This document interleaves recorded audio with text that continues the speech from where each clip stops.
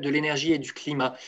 Qu'est-ce que c'est? En gros, c'est un accélérateur de la transition énergétique au niveau local, c'est-à-dire ancré sur une collectivité locale précise.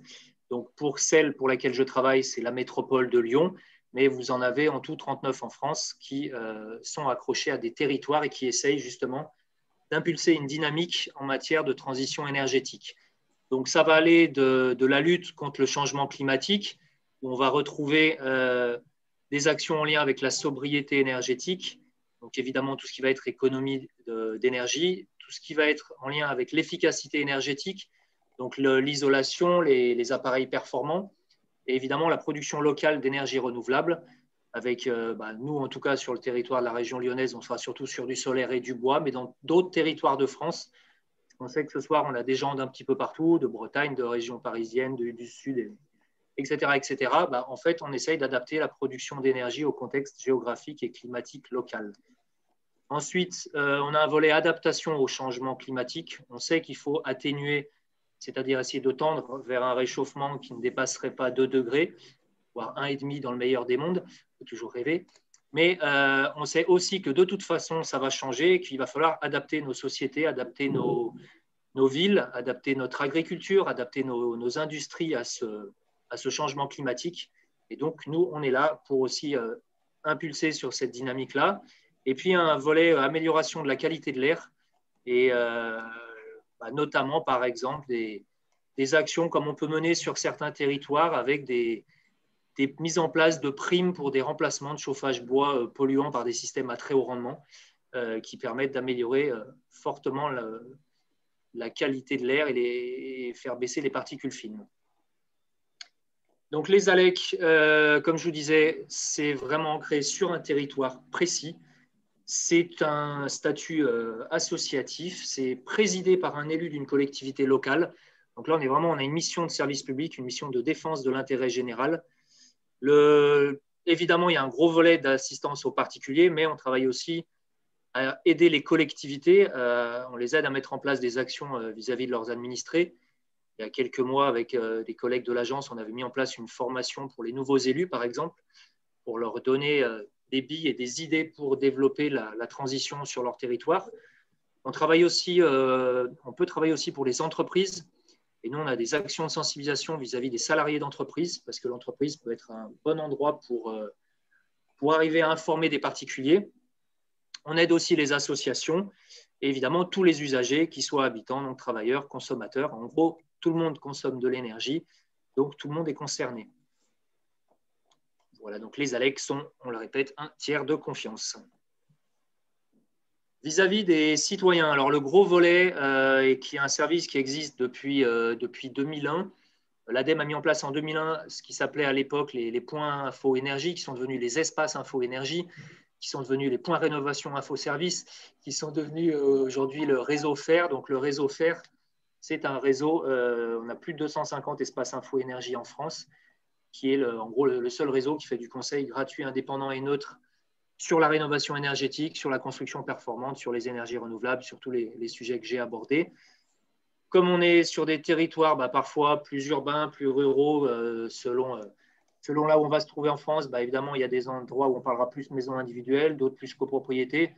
Nous, en région lyonnaise, c'est les deux. Et donc les collègues répondent au téléphone, peuvent recevoir les gens sur rendez-vous quand on n'est pas en période Covid comme actuellement. Et on a un volet, donc information, sensibilisation, éducation au changement. Donc nous, on intervient dans les écoles à partir du cycle 3, par exemple. On fait des ciné-débats, d'habitude en vrai, avec des vrais gens et pas chacun dans son salon. On a des visites de sites, ça marche très bien. On a des présences sur des foires et des salons.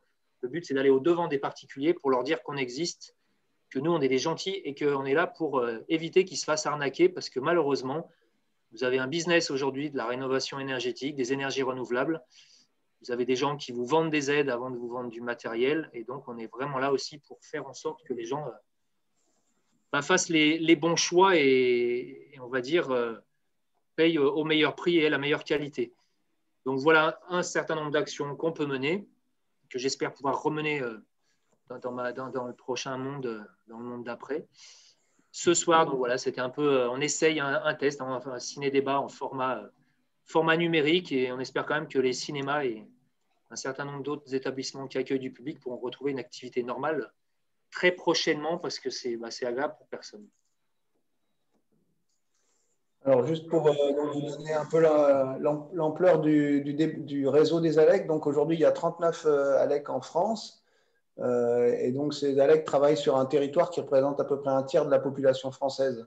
Donc, travaillent sur à peu près 7000 communes, et le réseau des ALEC représente pratiquement 500 salariés, donc spécialistes de la transition énergétique, voilà. Donc au service, on a vu, des territoires. Donc, je vous ai mis quelques chiffres, je vais pas les citer, mais voilà, sur les actions que mènent les ALEC globalement en France par année. Voilà, le nombre de familles accompagnées sur des coachés, voilà, pour des changements de comportement, des conseils personnalisés, plus de 60 000, et de l'accompagnement sur les projets de rénovation, que ce soit en maison individuelle ou en copropriété. Donc tout ça, c'est fait donc par les ALEC sur le terrain, et les ALEC sont regroupés au sein donc, de la Fédération Flamme, voilà, qui a un certain nombre de missions, dont évidemment d'animer les échanges au sein de la fédération de façon à échanger sur les bonnes pratiques, faire ensemble, mettre ensemble des projets en commun, mais également, donc la mission de la fédération, c'est également de porter la voix des ALEC au niveau national, en particulier auprès du gouvernement ou auprès de l'Assemblée nationale, du Parlement de manière générale. Et bien sûr, la fédération aide également les territoires qui le souhaitent à créer des ALEC quand il n'y en a pas sur leur territoire. Voilà, on arrive enfin au cœur du sujet. Alors, donc, ce soir, on est content de recevoir donc, Laure Nouala, qui est la co-réalisatrice du film Après-demain, donc avec Cyril Dion. Cyril Dion, actuellement, si je ne m'abuse, travaille sur son prochain film, sur lequel je crois qu'il y a un financement participatif, le film Animal. Et c'est un film qui fait suite au film Demain, qui avait d'ailleurs été primé, qui avait reçu un prix pour le meilleur documentaire, qui a fait plus d'1 million d'entrées en salle. Donc Laure, elle est une journaliste, enquêtrice, réalisatrice spécialisée dans les questions écologiques. Elle a travaillé 15 ans pour Libération. Elle a enquêté pour différents documentaires, notamment consacrés au nucléaire. J'ai vu qu'il y avait une petite remarque sur le chat sur le nucléaire. Et réalisé des films sur le climat ou l'énergie. Donc le film Après-demain, ça a été tourné en 2017 et ça a été en salle en 2018. Et en 2020, elle a publié un livre, Comment rester écolo sans finir dépressif. Peut-être que certains d'entre vous ne l'ont pas lu. Si vous ne l'avez pas lu, vous pouvez encore vous rattraper. Il est temps. Donc, le voici. Je n'ai pas eu le temps, puisque je l'ai reçu il n'y a pas longtemps, je n'ai pas eu le temps de le terminer. J'avoue quand même que je ne peux pas résister au plaisir de l'avant-propos et de la dernière phrase de l'avant-propos. Ça termine sur une note, l'avant-propos, en disant « Et puis, comme on dit chez les Kennedy, on ne va pas se laisser abattre. » Voilà, donc effectivement, si on est là ce soir, c'est qu'on n'a pas envie de se laisser abattre. Donc, on va voir comment on peut rester écolo sans finir dépressif. On va demander alors de nous parler d'abord un petit peu de comment elle s'est retrouvée dans cette histoire, en fait, comment elle s'est retrouvée dans ce film. Le premier, donc Cyril Dion l'avait fait avec Mélanie Laurent. Laure a pris la suite. Donc nous, on a envie de tout savoir, pourquoi, comment. Et puis, on prendra après des questions des gens qui sont avec nous. Mais en tout cas, déjà, ce qui nous intéresse, voilà, c'est comment tu t'es retrouvé là-dedans. Est-ce que si c'était à refaire, il y a des séquences ou des choses que vous n'auriez pas mis? Est-ce que, puis voilà, on a envie de savoir un peu tous ces projets-là, où est-ce qu'ils en sont? Est-ce que plein de choses, quoi. Donc, je te laisse nous dire un peu tout ça. Merci Sylvain. Vous m'entendez tous? C'est bon? Très bien. Ouais.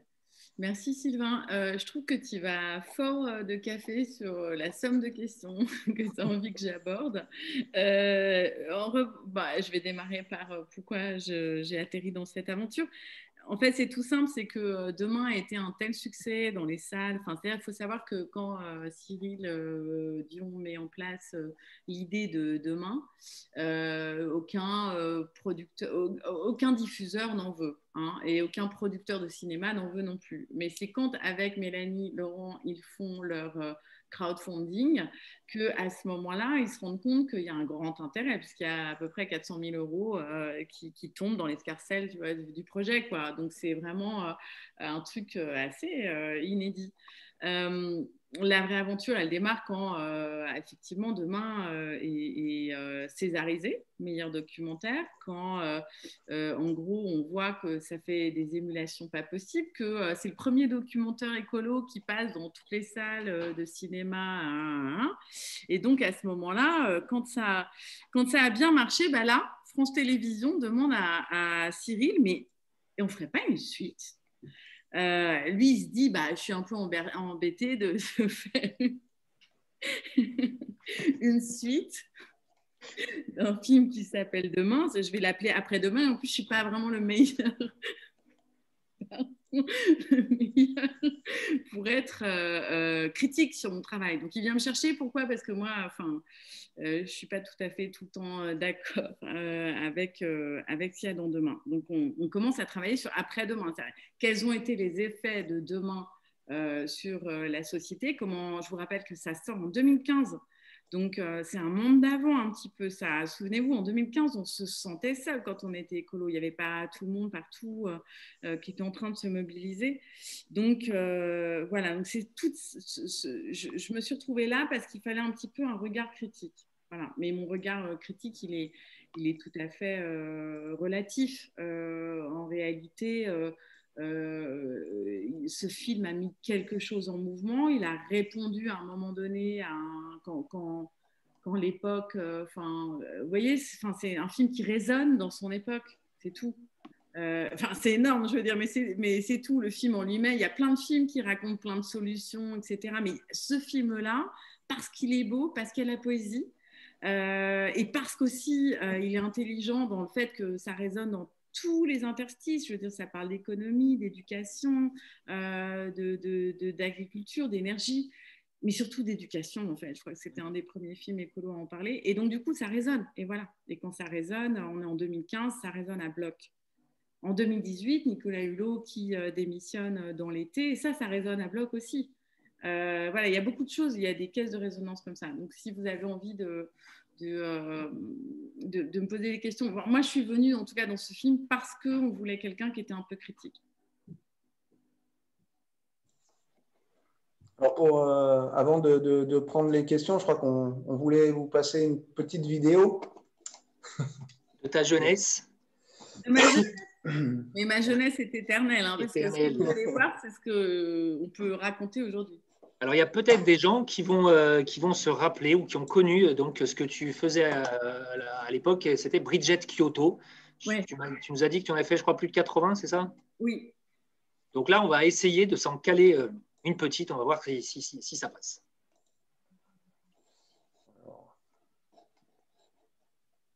On va voir. Ça devrait.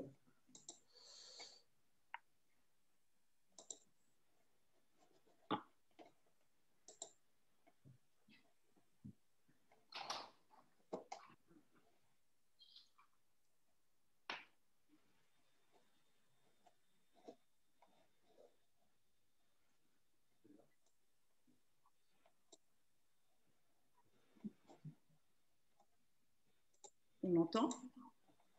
Pas de son. Il n'y a pas de son? Je peux vous la faire en direct en même temps. Même si tu pourrais presque nous la faire en direct. Oui, sauver la planète, tout ça. Bon, le son ne passe pas. Ouais. Cela dit, si le son ne passe pas, l'info, elle passe. Il y a une vidéo de Bridget Kyoto qui vous pose la question en 2011, comment rester écolo sans devenir dépressif.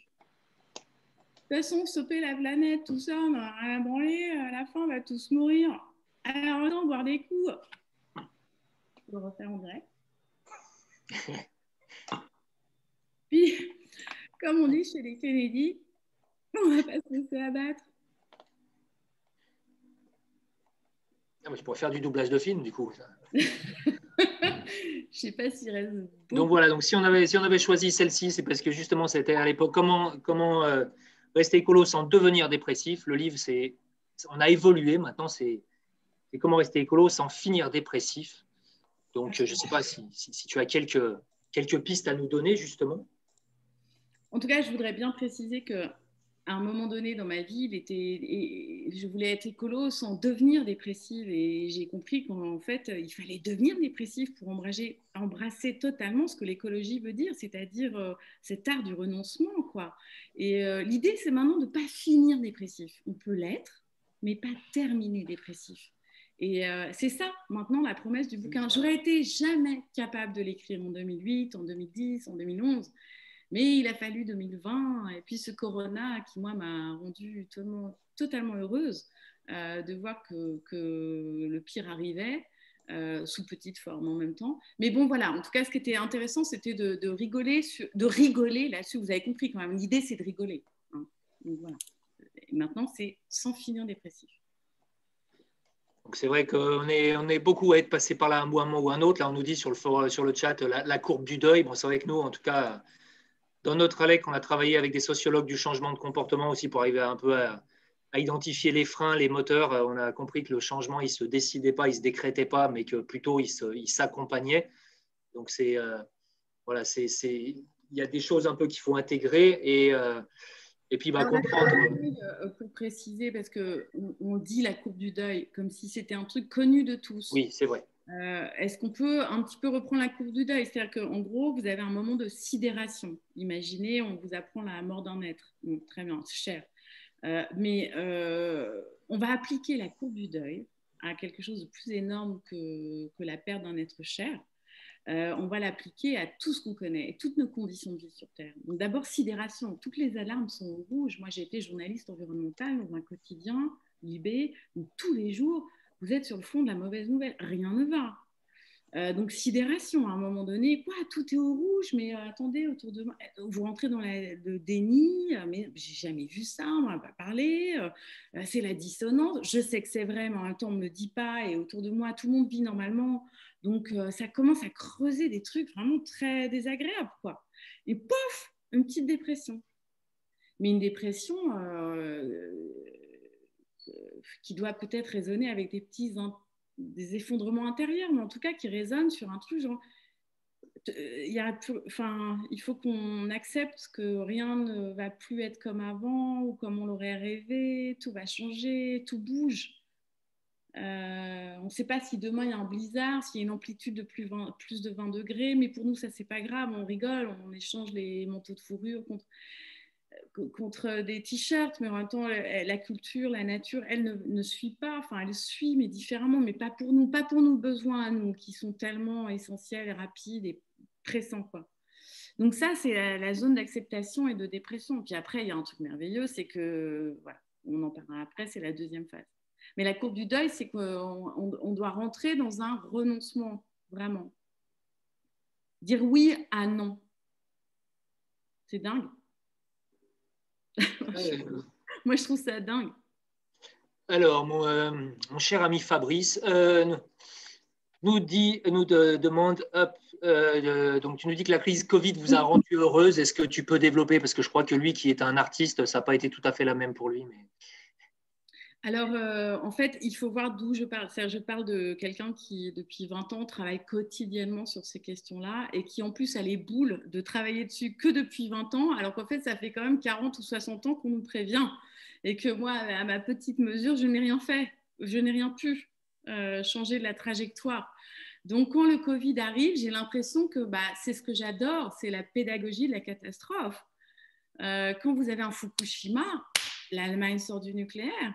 Quand vous avez un Covid, on dit « Ah, le monde d'après », et il y a des gens qui bifurquent, il y a des choses qui s'arrêtent, et après, il y a Bruno Latour qui nous sort un super questionnaire et qui nous dit « Mais qu'est-ce qu'on veut arrêter? Qu'est-ce qu'on veut continuer? Quelles sont les activités qui m'ont manqué et qui me semblent nécessaires et essentielles? Et quelles sont celles qui ne sont pas essentielles et qu'on m'a laissées ouvertes alors que j'en voulais pas ?»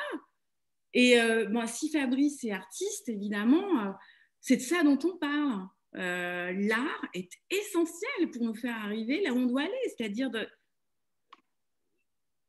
on ne sait plus, on est obligé de danser dans les incertitudes, donc on a besoin d'artistes, on a besoin Alors, moi, je ne sais pas si c'est dans les théâtres ouverts, mais faisons du théâtre dans les avions, puisqu'ils sont ouverts. Enfin, je ne sais pas, soyons créatifs et séditieux. Voilà. Donc oui, oui, oui, ça m'a rendue heureuse parce qu'il y a quelque chose de l'ordre de la créativité et de l'imaginaire qui se libère un petit peu, y compris quand on a du mal à voir le bout du tunnel. J'espère que j'ai répondu à la question, Fabrice, même s'il est énorme et que ça vaut un débat à part entière. Voilà. Lui, il est en train de. Alors, lui, il est artiste, donc musicien, auteur, compositeur, interprète. Et lui, il est en train de préparer un album sur la transition, justement. Et on en discutait il y a une semaine dans mon salon. Voilà. Donc, je découvre qu'il est là ce soir. Nous avons alors. Avec les notes et tout, et qu'il lâche rien. Et il y aura des espaces, parce qu'on va créer des espaces où il y aura cette musique-là qui aura été tricotée dans des confinements intérieurs, quoi, et qui va nous tricoter nos confinements. Voilà, moi je sais pas, soyons créatifs, hein, encore et encore. Et bon, sans être payé, ça c'est un vrai problème. Putain, alors, nous avons, il faut que je remonte. Est-ce que le film a fait évoluer ton point de vue sur les initiatives citoyennes, nous demande Lucille. Alors, tous les films font super évoluer sur les initiatives citoyennes. Je rappelle la temporalité. Hein. Demain, c'est en 2015 et après-demain, c'est tourné en 2017, diffusé en 2018, on est en 2021. Tout a déjà changé, Lucille. Tu le sais, puisque de toute façon, en ce moment, c'est l'espèce partout, il y a des écolieux, il y a des tiers-lieux, il y a des fabriques. Enfin, tout le plan de relance est un peu basé sur des. Je suis désolée, hein, je ne suis pas trop pour l'argent du plan de relance, mais quand même, il est en train d'abonder des trucs qu'on fomentait depuis très, très, très longtemps. Oui, je trouve que les initiatives citoyennes, ce n'est pas le film qui me fait évoluer sur les initiatives citoyennes. Ce qui me fait évoluer, c'est vraiment l'époque où maintenant l'argent public se met au service des initiatives citoyennes. Et où que vous soyez, quoi que vous fassiez, faites-le, parce que les initiatives citoyennes aujourd'hui, si vous avez des acteurs publics dans la région, vous êtes directement connecté au tuyau de l'argent, à Bercy, à la cohésion des territoires. Enfin, c'est juste magique, il faut foncer. Alors, Benjamin qui nous dit, sans avoir vu demain, et donc il a vu donc après-demain, il reste circonspect sur ces initiatives citoyennes qu'il trouve très petites, comme par exemple verdir les toits, alors que dans le même temps, les banlieues de Paris se bétonnent. Donc, il te demande si tu crois en un vrai changement. Et puis justement, tu peux peut-être faire le lien avec la discussion qu'on a eue il y a quelques jours, où il y avait certaines initiatives à l'époque sur lesquelles, voilà. Ben, on peut dire que Benjamin a tapé dans le mille, hein, en fait. Hein. Quand il parle des toits, il parle bien de l'espace du toit de la Poste à la Chapelle qui a été mis en culture par Sophie. Et voilà, et donc c'était un vrai rêve. Hein. À l'époque, on est en même temps, je vous rappelle, puissance publique, Paris Culteur, le projet, donc l'an 1, c'est à cette époque-là. Il y a des sous pour végétaliser des toits, mais pas les végétaliser juste pour faire non, juste pour faire aussi du lien social, un truc de cohésion, mettre des ruches, des petites plantes aromatiques pour les 3 étoiles de Paris, ou alors éventuellement pour les salariés de, je sais pas, la Samaritaine, 3 tomates cerises, voilà. Bon, sur la Poste, c'est à peu près ça, sauf que la Poste a quand même investi 400 000 euros pour remettre le toit en ordre de marche, en ordre de cultivation. Et puis derrière, il y a des tomates, il y a des gens, il y a un mec qui est en reconversion, il part en pré-retraite, finalement il devient apiculteur. Enfin, dans l'histoire, il y a des très belles histoires et tout. Sauf que bon, Sophie qui avait initié ce truc, il se trouve qu'elle aurait fait de l'ombrage au développement durable à la Poste. Elle demandait juste une équipe pour faire plein de trucs sur tous les toits de la Poste. Et on lui a dit, bah ouais, vous allez faire, parce que vous avez voulu faire la maline, faites-le toute seule. Putain, il fallait une équipe de, je sais pas, 10, 15 personnes, quoi. Et ils n'ont pas donné ça. Donc, évidemment, la nana, ça s'appelle un burn-out. Et derrière, maintenant, figurez-vous qu'elle est au mur à pêche à Montreuil et qu'elle fait des fleurs qui dépolluent les sols et qui sont les bouquets les plus merveilleusement champêtres qu'on puisse offrir à ceux qu'on aime et à celles qu'on aime. Et voilà. Et donc, ça va très bien. Mais la Poste, du coup, la promesse n'est pas tenue. Et oui, sur ce film, il y a des choses, il y a des arbitrages qui ne sont pas tenus. Je suis d'accord avec Benjamin, on est circonspect. Mais moi, si je passe ma vie à être circonspecte, franchement, je ne me lève plus le matin. Personne ne se lève le matin. On est tous hyper critiques, hyper acides. On est tous dans ces endroits-là où on ne sait pas si on a raison de s'enthousiasmer ou si on a besoin de se plaindre. Et c'est probablement les deux en même temps, tout le temps. Mais bon, moi j'ai envie de me lever le matin, de voir le soleil se lever, de voir se coucher, de boire des coups, d'être avec des amis. J'ai envie de vivre. Voilà. Donc tant pis si on ne sauvera personne. Comme disait un ami, il est très très tard depuis très longtemps. Tribute to Vincent Mignereau. Voilà. Mais vous voyez ce que je veux dire, l'enthousiasme dans la lucidité. Enfin, on peut être lucide et heureux quand même de se battre et de faire quelque chose. On a aussi des remarques positives.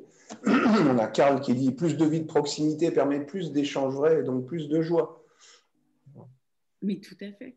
Enfin, c'est ça le truc.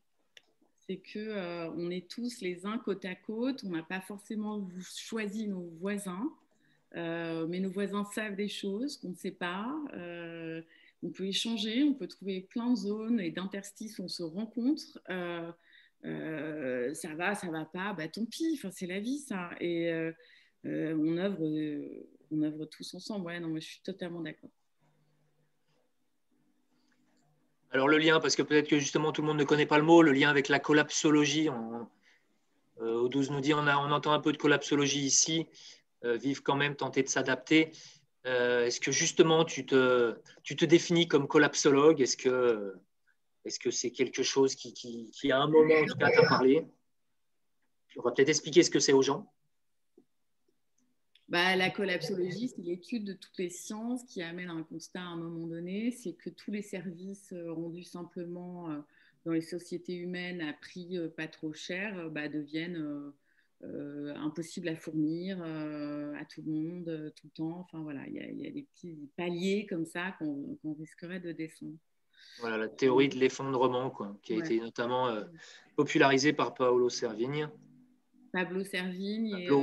Alors qu'il y a déjà il y a Joseph Stenter, il y a Jared Diamond, géographe, enfin, des gens de diverses, bref, oui, non, j'en fais partie au sens où, non, ça va, enfin, je sais pas comment vous dire, il y a un truc en moi qui sait que ça va être moins bien demain et que chaque jour, ce sera un peu moins bien, que tout ce qui est sûr à peu près autour de nous et certain autour de nous risque d'être moins certain demain.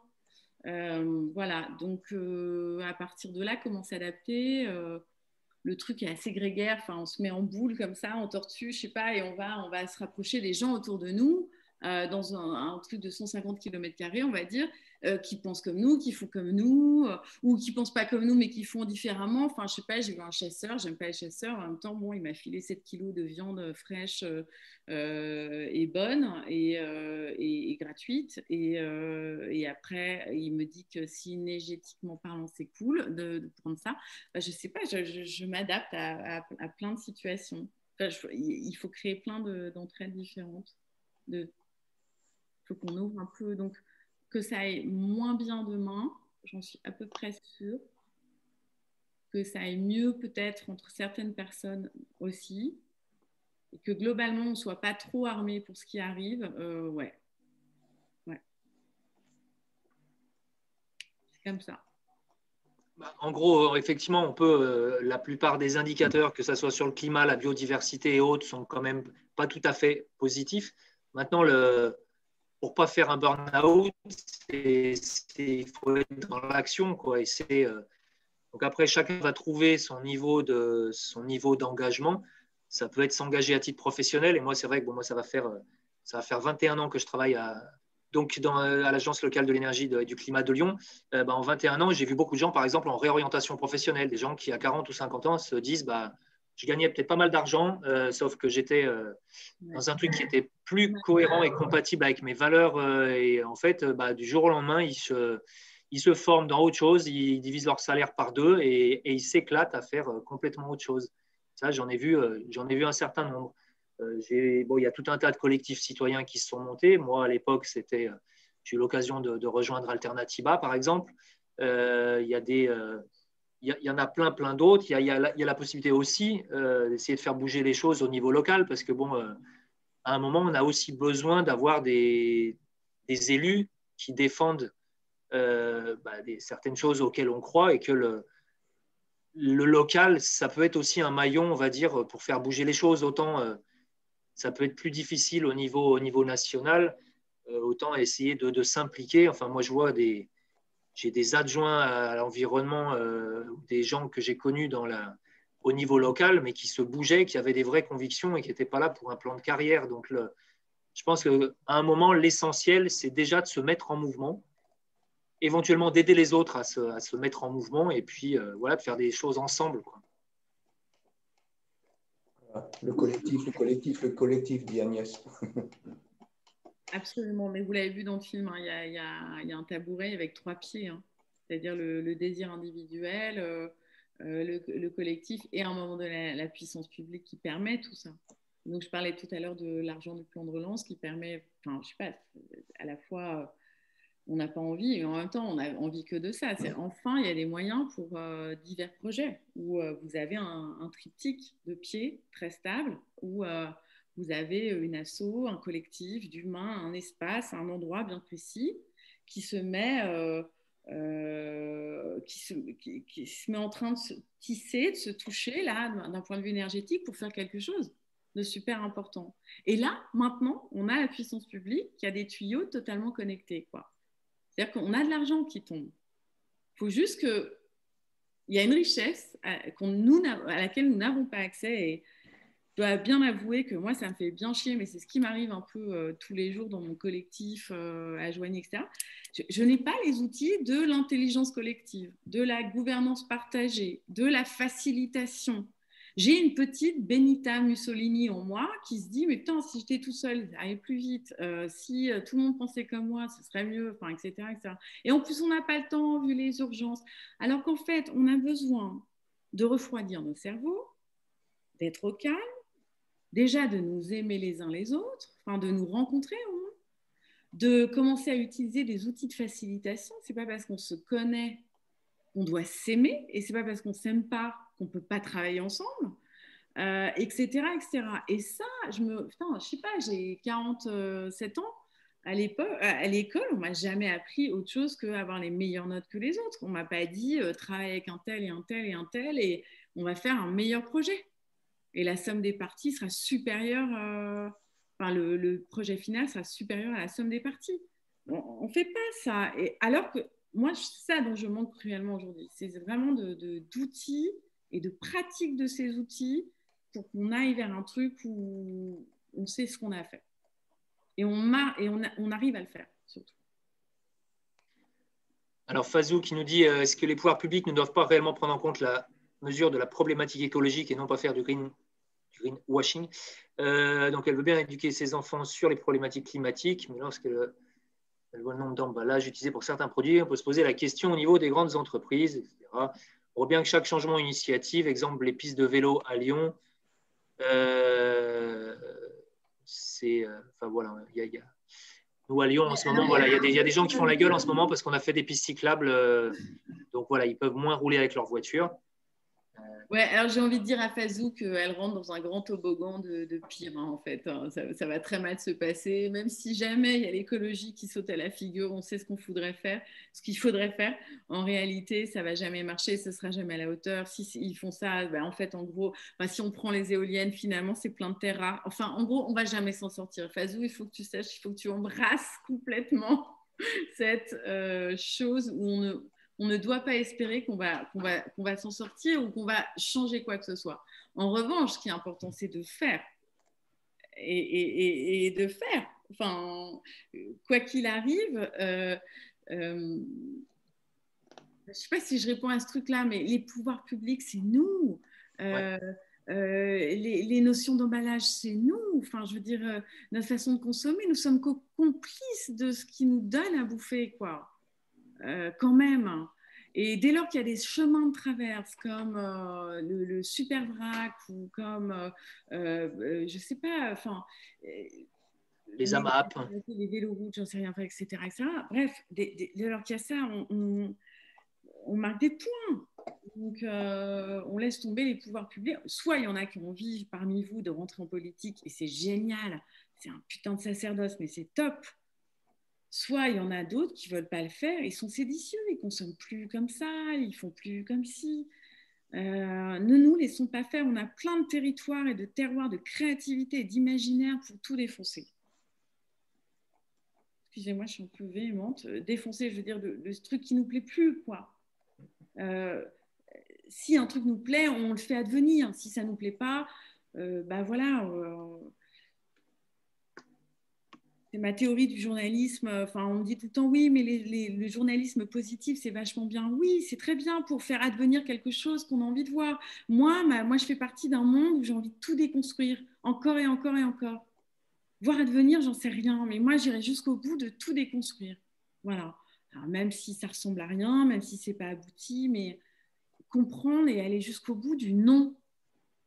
Tandis que d'autres disent oui, oui, oui, on va par là. Bah, ok, c'est deux boussoles différentes, mais on est complémentaires, je crois.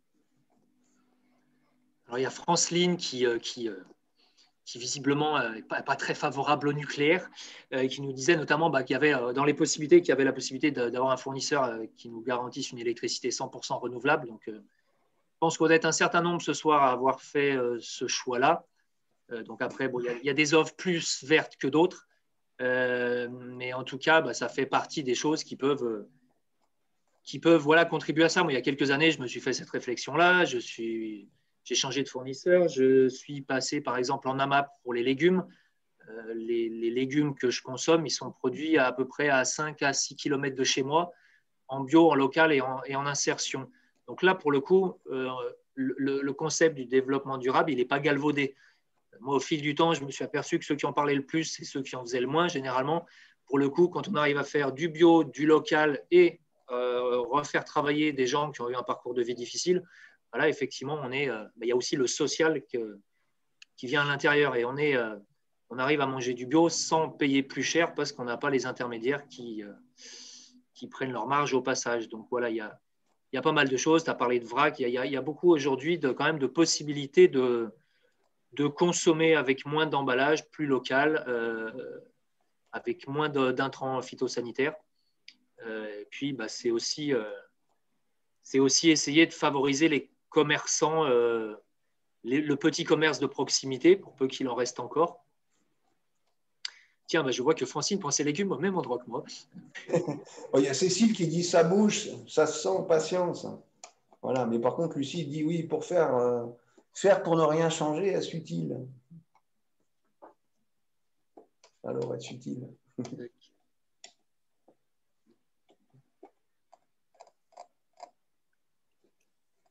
Ouais, ça va, Fazou a quand même envie d'y croire. C'est déjà ça, je te remercie pour ton énergie. Mais oui, enfin, en tout cas, l'énergie, c'est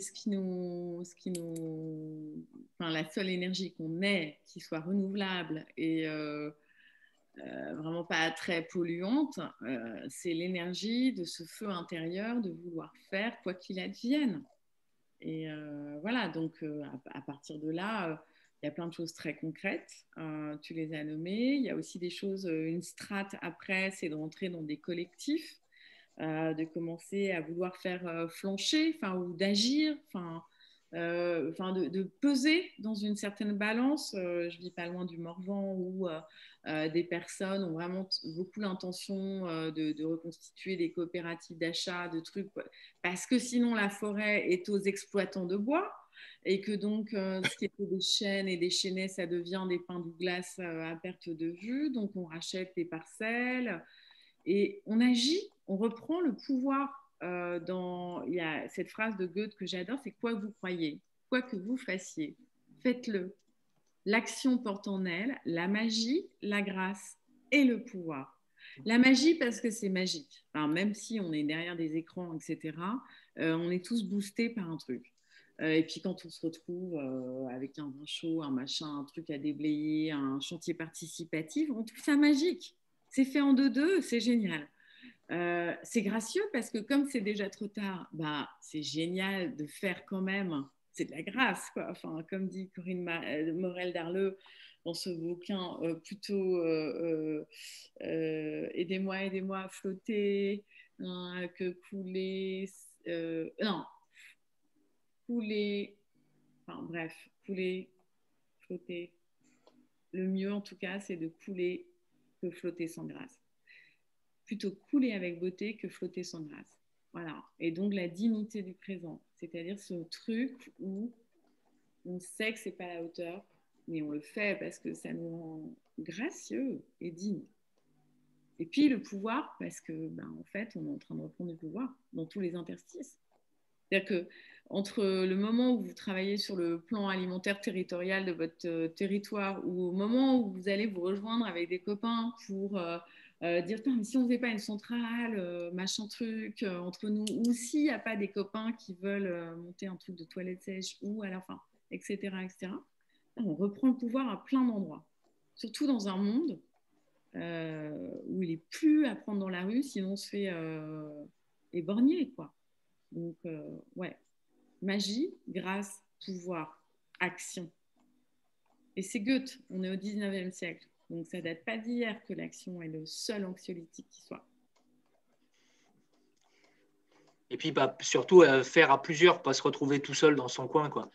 Je sais que nous, on a, depuis une dizaine d'années, on travaille sur un défi qui s'appelait avant Famille à énergie positive, qui maintenant s'appelle Déclic. Et l'idée, c'est sur la saison de chauffe d'arriver à faire au moins 8% d'économie d'énergie, voire d'eau, par rapport à l'hiver précédent, donc 1er décembre jusqu'à fin avril.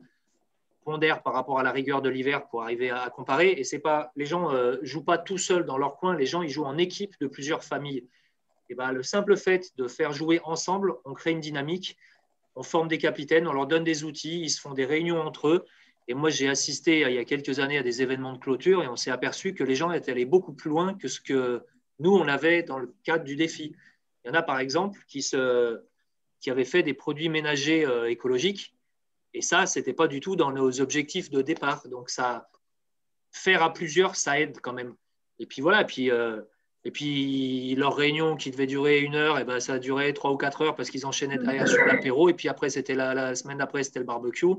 Et puis les gens ont commencé à se connaître. Et puis après, voilà, on peut réfléchir à mettre en place des achats groupés. On peut réfléchir à pas mal de choses. Donc, le fait de ne pas être seul dans son coin, moi, je trouve ça pas mal.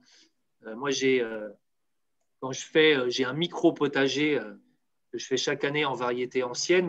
Je plante à chaque année plus de tomates que ce que je peux mettre chez moi. J'en donne aux voisins. Le simple fait que les gens découvrent que ça peut être pas forcément rond, rouge et que ça peut avoir du goût et que ça peut même être bon, c'est vrai que c'est aussi de l'éducation. Moi, j'ai la chance d'avoir un petit garçon que j'ai mis à 2 ans dans le jardin et aujourd'hui, je plante avec lui, je fais avec lui pour justement lui montrer qu'avec une pomme de terre, ça ne pousse pas à Carrefour ou à Auchan. Et c'est pour ça que nous, on intervient dans les écoles aussi. On est plein d'associations un peu partout en France à se bouger, à intervenir dans les écoles, notamment. L'éducation, en fait, l'éducation au changement, l'éducation au développement durable, elle est à faire pas seulement aux enfants d'ailleurs, mais tout au long de la vie d'ailleurs, parce que eux, les enfants, ils comprennent bien. Les adultes, au bout d'un moment, il y en a un certain nombre qui ont oublié, en fait. Il y a pas mal de réactions plutôt positives dans le chat, des gens qui donnent des exemples d'actions, etc. Il y a Fabrice qui avait posé la question de savoir quel impact avait eu après-demain. Est-ce qu'il avait été autant diffusé et vu que demain, est-ce qu'il était attendu? Alors, il a été moins diffusé, mais est-ce que tu as les chiffres en tête? Ah oui, alors, après-demain n'est pas du tout sorti en salle. Il a été commandé par France Télévisions, donc il est passé sur France Télévisions. D'ailleurs, il nous semblait assez logique qu'il y ait une soirée totale, genre demain à 20h30 et puis après-demain après, quoi. Mais en fait, non. Ils ont trouvé que c'était vachement mieux de mettre demain à 22h50 le dimanche soir et après-demain à 23h20 le lundi soir. Donc, autant vous dire que c'est pas ce qu'on appelle une stratégie en mode tortue, quoi. Et donc, ça a fait 240 000 vues. à la télé ce soir-là. Après, il est resté en replay donc, pendant 6 mois et il a été plutôt bien. Mais surtout, c'est ce qui se passe ce soir. C'est-à-dire, même si c'est très étrange, c'est Covidé, moi je suis dans une super maison et vous ailleurs. Ce qui est sûr, c'est que j'en suis à 200 projets après le film. Ouais, des dizaines et des dizaines de projections. Et voilà, et donc c'est un film qui a une vie.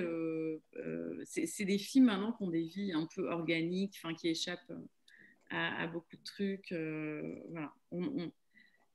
Ce qui compte, c'est de voir ouais, qu'on est encore là autour de ce film qui est très très vieux, à mon sens. Il a 4 ans dans ma tête. Enfin, dans ma tête, il a 4 ans. Il est vieux. En 4 ans, souvenez-vous tous où vous étiez de toutes ces pensées-là il y a 4 ans. 48 mois. Pensez-y 2 secondes.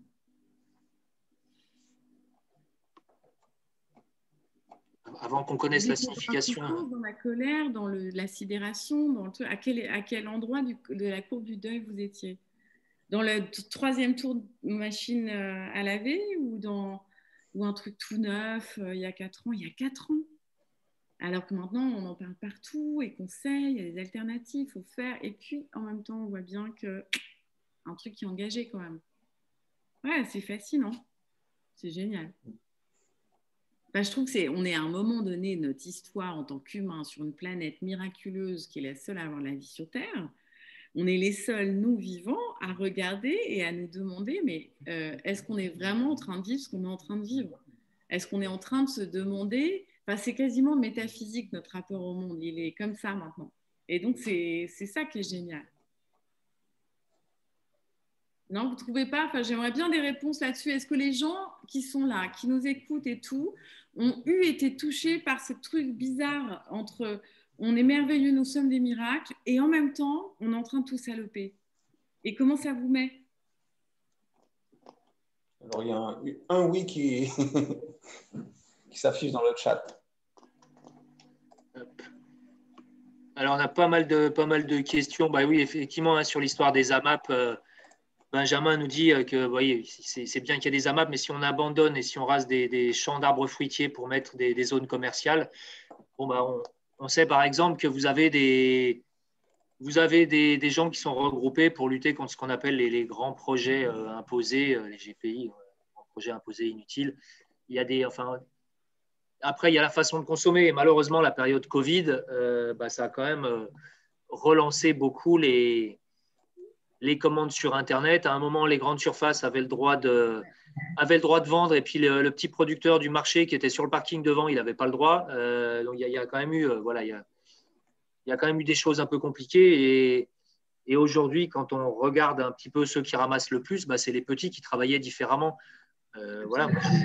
J'ai des amis qui étaient devenus des amis que je faisais bosser, traiteurs bio local. Et eux, ils ont ramassé sévère.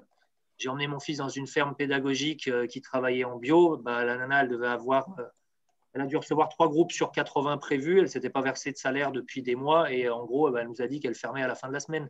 Donc, c'est malheureusement, les gros sont souvent résilients et ceux qui travaillent différemment le sont malheureusement beaucoup moins. Donc ça, après, c'est aussi aux consommateurs d'essayer de soutenir tout ça, quoi.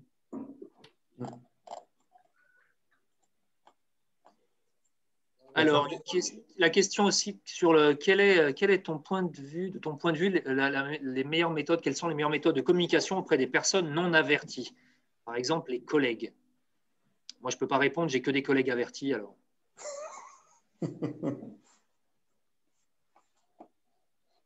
Je dirais qu'à ce stade-là, la dérision, l'humour.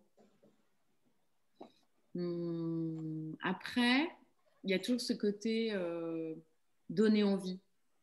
Alors, donner envie, être drôle, être sympa, enfin, je sais pas. Non, j'ai pas de... Moi-même, longtemps à Libération, on m'aimait pas trop parce que vraiment, je faisais chier, quoi. C'est pas très. Mais comment. L'idée, c'est qu'est-ce qu'on veut faire dans le fond? Qu'est-ce qu'on veut donner comme message quand on a vraiment envie de convaincre? C'est quoi notre histoire? C'est de dire que dépêche-toi de faire quelque chose, sinon t'es plus mon pote. C'est quoi? C'est vas-y, mais agis, putain. Moi, des fois, j'ai l'impression que c'est prendre la main de quelqu'un et de le mettre dans une barque, de passer de la rive où tout est à peu près stable et mettre le pied, vous savez, dans un truc en bois, là, et on va faire une belle balade.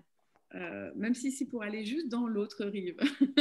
Mais, et hop, là, et on ne sait plus, et on ne sait plus. Et ensemble, on va essayer de ramer ensemble pour que ce soit équilibré, fluide et qu'on prenne nos marques dans ce monde incertain.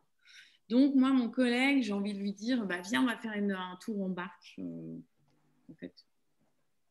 Enfin, vous voyez. Alors moi, je suis assez d'accord avec ce que tu nous as dit, notamment sur le côté humour. Alors moi, ce n'est pas avec mes collègues, mais c'est avec les gens que je sensibilise, que je rencontre depuis des années et des années. C'est montrer qu'à quelque part, la transition, ce n'est pas juste chiant, que l'énergie, ce n'est pas juste des kilowattheures, ce n'est pas juste des grammes de CO2, mais que ça peut aussi être fun, qu'on peut rigoler, qu'on peut s'amuser. Nous, on a mis en place des jeux. Demain, on va faire un quiz sur les économies d'eau. On a tout un tas de choses, justement, qui sont fun quelque part et où on peut apprendre en s'amusant. Et ça, je trouve effectivement que c'est intéressant. Ça peut être des vidéos décalées, ça peut être… Moi, ça fait 15 ans, par exemple, que je fais des interventions où j'utilise des petits sketchs, des petits trucs tirés de Groland, puisqu'à l'époque, il y a plus de 15 ans, ils avaient fait des trucs sur l'écologie, des parodies, mais c'est 15 ans après, c'est des trucs qui sont intemporels, quoi. Je le passe des gamins aux directeurs d'entreprise, tout le monde rigole, quoi. Donc, c'est montrer aussi qu'on peut rigoler sur des sujets qui sont pourtant difficiles. Sylvain, je peux te trouver, je vois que le fil est nourri de personnes un peu, à la fois qui sont gênées d'entendre que ça peut être pire demain, etc. Machin. J'aimerais juste clarifier 2 ou 3 trucs. Ma façon d'être, c'est-à-dire mon rapport au monde à moi, c'est de regarder la réalité en face. Et je la trouve assez dure, mais j'aime cette lucidité. Je ne dis pas que ceux qui font autrement sont moins bien ou mieux. J'aime cette lucidité-là. Moi, c'est mon moteur, quoi. C'est quand je sais que tout est foutu que j'aime agir, au sens où rien n'est de toute façon foutu. La vie va réassembler ses petites éprouvettes et tout va très très bien se passer. Nous sommes là, tous très conscients. Si vous êtes là, putain, on est super conscients. On fait ce qu'on a à faire et on s'inscrit là où on le fait, comme on le fait. Ce que je dis, c'est ne pas trop projeter sur la réussite ou l'échec d'une action. On s'en fout. Agir, c'est l'action. Projeter, c'est la mort. Enfin, je veux dire, c'est aller dans une idée, on ne sait même pas comment ça va se passer. Je veux dire, ça se trouve, demain, une comète nous tombe dessus. Ça se trouve, un virus Covid-25 nous rétame tous. De quoi sommes-nous capables, à part être juste là où nous sommes, l'instant présent, le fameux. Mais vraiment, là, comme ça, quoi. Et ne rien demander, mais faire, produire. Et des gestes d'amour et des actes de foi, entre guillemets, quoi. On me dit pas facile de donner envie, etc. Mais putain, mais carrément, ce n'est pas facile. Non. Enfin, c'est même très compliqué. Enfin, je veux dire, d'arborer un sourire alors qu'on sait ce qu'on sait. De se marrer, de fêter des anniversaires, d'être avec des amis, de prévoir des vacances d'après alors qu'on sait ce qu'on sait. Enfin, je veux dire, on est tous les jours pris dans des espèces de tourbillon, quoi. Donc, ce soir, il y en a, ils veulent de l'espoir. Bah, très bien, bah, il y en a de l'espoir. Il est en vous-même, d'ailleurs. Vous l'avez en vous. Voilà. Et on a tous en nous des phases de down, de up. Et on mélange tout ça, on tricote tout ça et ça nous fait un pull pour les hivers qui arrivent, quoi. Vous voyez, enfin, tout va bien se passer dès lors qu'on est au cœur de notre réacteur intérieur. C'est un peu abscon. C'est magnifique, c'est magnifique. Ouais, bah ça tombe bien, il y avait quelqu'un qui demandait un conseil sur le fait de ne pas subir une dépression. Donc là, en fait, tu viens de donner un moyen. C'est-à-dire? De faire, et de ne pas se poser trop de questions sur… Ah ouais. Il faut y aller au mastic. Ouais. Donc, il y a faire, et puis quelque part, il y a aussi faire savoir, il y a aussi valoriser les gens qui font. Je sais que nous, on travaille aussi là-dessus. On a toujours du mal, par exemple, nous, dans la commune sur laquelle j'habite, il y a des quartiers qui sont dits défavorisés, et on essaye justement aussi de faire en sorte que ces gens-là arrivent vers les thématiques qui nous intéressent. Et c'est aussi en valorisant, en essayant de peut-être pas forcément mettre la barre hyper haut au début, parce que c'est aussi plusieurs étapes. Hein. On va pas du jour au lendemain devenir tous végétariens. Par contre, on peut peut-être commencer par mettre un autocollant stop pub sur sa boîte aux lettres. On peut peut-être commencer à se poser la question, mais est-ce que ça sert à quelque chose que j'achète des bouteilles d'eau au supermarché quand l'eau de mon robinet est de bonne qualité, qu'elle coûte 300 fois moins cher, sans générer de déchets plastiques? Est-ce qu'au niveau de l'énergie, mon comportement, est-ce que je suis obligé de laisser le chargeur du téléphone, la box, etc. etc. Enfin, Oui, mais moi aussi, j'ai c'est des étapes. C'est des étapes. C'est du bilan carbone. Enfin, je veux dire, quand je suis tombée en écologie en 2000 à Libération, c'était l'époque où on démarrait. Qu'est-ce que c'est une analyse de cycle de vie, une ACV? Le bilan carbone, on commençait à avoir des premiers calculateurs, etc. Mais c'était kiffant. Tu peux passer ta vie au crible du bilan carbone.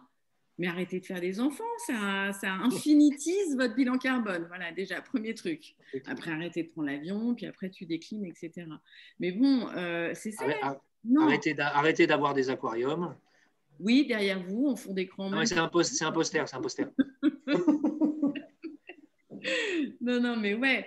Enfin, il y avait une autre époque, hein. C'est-à-dire que moi, je parle d'un monde où, enfin, comment dire, je viens d'un monde où criait dans le désert, personne n'écoutait. Et maintenant, il y a, enfin, tout le monde est au courant, mais rien ne change. Donc, enfin, rien ne change. Vous voyez ce que je veux dire, quoi. Enfin, on ne constate pas qu'il y a une inversion de la courbe des émissions de CO2. On n'a pas moins 1% tous les ans. Voilà, c'est ça qu'on aimerait, juste moins 1%, quoi. Voilà. Mais le Covid, moins 7% sur 3 mois, c'est génial. OK, tout le monde est au chômage, tout le monde sait ça craint, tout ça. Non, moins 1% voulu, choisi, subi, non.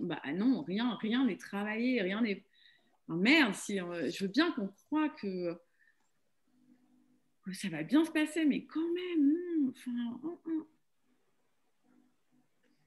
on n'est pas tout à fait prêt. Vous voyez ce que je veux dire? Enfin, on n'anticipe pas assez. Alors, au lieu de m'avoir moi comme intervenante pour qu'on se plaigne, etc., il faudrait qu'on fasse des espèces de géniaux moments d'intelligence collective pour voir qu'est-ce qu'on pourrait améliorer et continuer à faire ça. Et on le fait tous dans notre collectif, là où on est. Enfin, c'est ça qui compte finalement.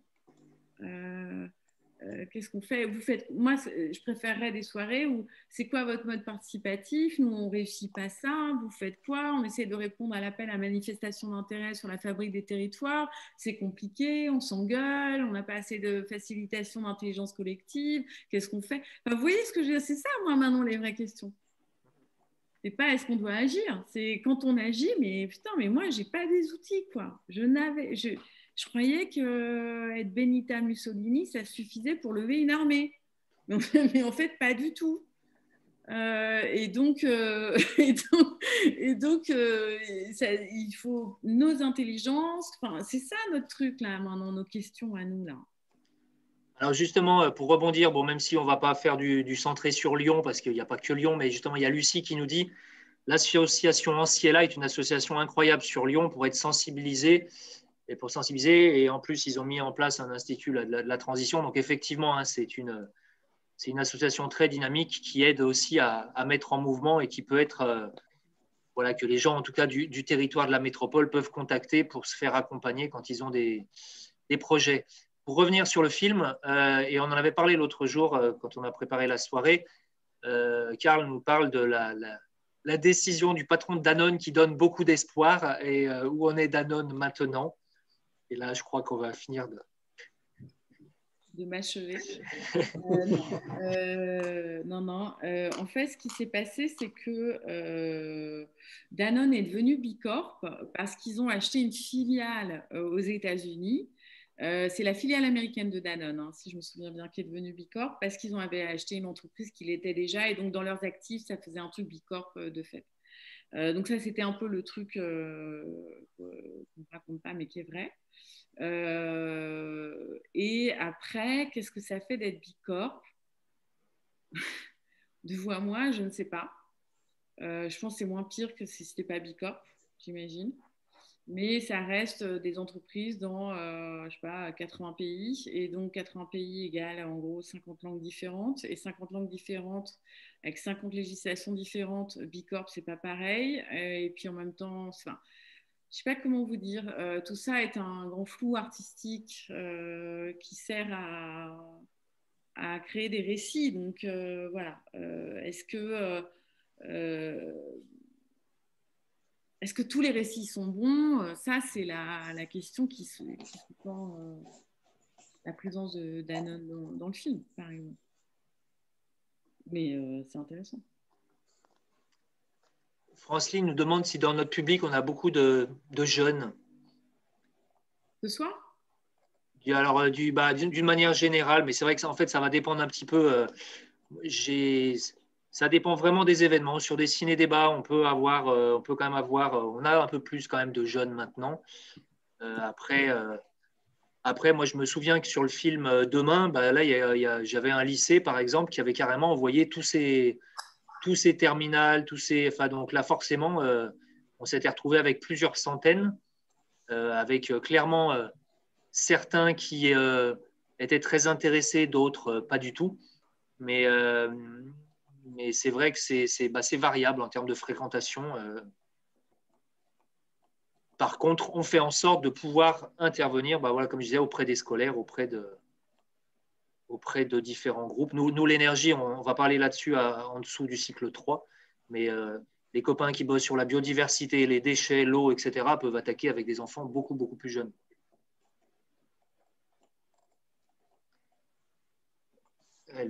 Hop, 24, 22. Ah, il y a quand même des gens de 22, 24 ans quand même. C'est vrai qu'on n'a pas demandé, on aurait dû demander, tiens, là, on aurait dû demander l'âge. Ah oui, on n'a pas pensé.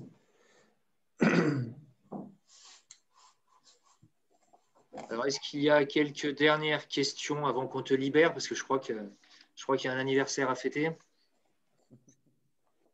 Ils ne sont pas si pires que ça, finalement. Tes amis, ils sont à peu près tenus quand même. Oui, alors, on se fait tous vus. Et par rapport aux 24 et 22, moi, j'admire quand les personnes sont là. D'une manière générale, quels que soient nos âges, nous avons des énergies, des trajectoires de vie qui sont super importantes. J'adorerais avoir 20 ans aujourd'hui parce que ça demande de sortir des clous total, quoi, de tout exploser. J'adore avoir 48 ans aujourd'hui parce que ça demande de tout exploser aussi. J'adorerais avoir 60 ans et être grand-mère même pour devenir membre de l'association des grands-parents pour le climat et me faire arrêter devant des sites, enfin foutre la wild parce que je suis retraitée et que j'en ai plus rien à foutre et que voilà, je veux que mes petits-enfants soient fiers de moi. Et donc je pense que tous les âges sont bons. Et que si on a envie de rendre tout ça très joyeux, c'est à notre portée. Et ça dépend de nos amis, de notre sécurité intérieure, enfin de notre plaisir à être vivant et du fait que des moments comme ça se passent aussi. Voilà. Et donc un grand merci, Franck, Sylvain, parce que c'est aussi des mecs comme vous qui disent viens, on va faire ça. Alors oui, on le fait. Enfin bon, c'est un peu les boules, tout le monde n'est pas au rendez-vous. Et en même temps, tant pis pour eux, ils ont loupé un super truc. Ceux qui sont là, ils vont faire il y aura des boules d'énergie demain. En plus, on enregistre et donc ça pourrait être quand même, les gens pourront revoir. Alors, juste un mot, parce que Cécile me dit que je n'ai pas parlé, effectivement, j'avais raté celle-là. Donc, l'association Jeunes Ambassadeurs pour le Climat. C'est une jeune asso portée par les ambassadeurs pour le climat. Et donc, voilà, qui a pour but de sensibiliser les jeunes dans les écoles, si j'ai bien compris. Donc ça, les gens pourront aller jeter un œil sur Internet. Moi, ce que je vous propose, ce qu'on pourrait faire, ce serait rigolo pour terminer, ce serait qu'on libère les caméras, qu'on voit les têtes de tout le monde. Comme ça, on aura une idée de Ah, au niveau du public. Ouais, on fait Ça ça. pourrait être marrant. Là. Je sais pas si tu peux d'un seul coup libérer toutes les caméras ou si c'est à chacun de le faire individuellement. Ouais, je crois que c'est à chacun de le faire. Enfin, ouais. Bon, à moins que vous soyez déjà en pyjama. Hein, bah, après, comment qu'il va le Fabrice alors? Tu aurais pu nous faire un petit son, hein? Life is hard and then you die. Putain, mais vous êtes tous beaux, les collègues. Mais vous êtes magnifiques. Hein. Il y a tous les âges, en fait. Ils sont où les autres? Alors, affichage galerie. Ah bah voilà. Ouais, il faut mettre en galerie pour voir tout le monde.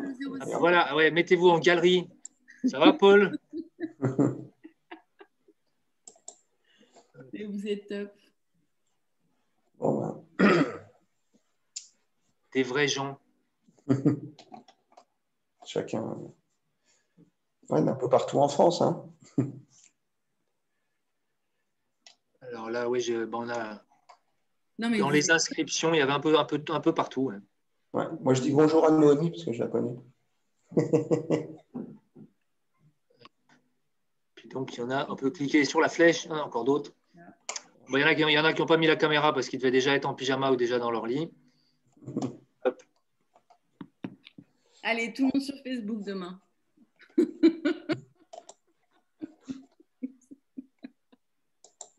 Eh ben, en tout cas, si vous n'avez pas d'autres questions, si, je ne sais pas si Laure, tu as un mot de conclusion.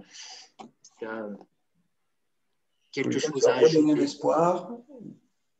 De conclusion, alors, je ne sais pas, j'aimerais reciter ce Goethe, vraiment réenfoncer le clou de l'action quand il nous dit quoi que vous croyez, quoi que vous fassiez, faites-le parce que l'action porte en elle la magie, la grâce et le pouvoir.